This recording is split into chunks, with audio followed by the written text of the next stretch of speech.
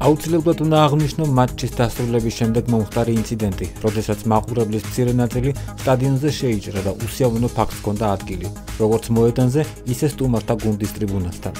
მიუღებელია მსგავსი ქმედება სტუმარი გუნდის ქომაგის მიმართ.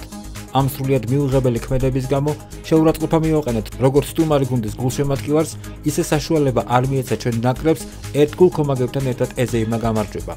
მსგავსი ქმედება აზარალებს ფეხბურთს და ჭრილს აყენებს ჩვენი ქვეყნის საერთაშორისო იმიჯს. აღნიშნული შემთხვევა შესაძლოა UEFA-ს მხრიდან სანქციების მიზეზი გახდეს.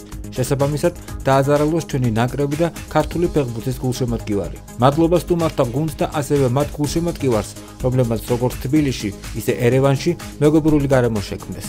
ასევე განსაკუთრებული მადლობა სომხეთის ფეხბურთის ფედერაციის პრეზიდენტსა და ჩვენ კოლეგებს უმაღლეს დონეზე მასპინძლობისთვის. ორ ქვეყანას შორის ახლო ურთიერთობის სპორტულ კავშირს ასევე ადასტურებს საქართველოს-სომხეთის ერთობლივი განაცხადი, ერთ-ერთი ყველაზე პრესტიჟული ჩემპიონატის მასპინძლობაზე.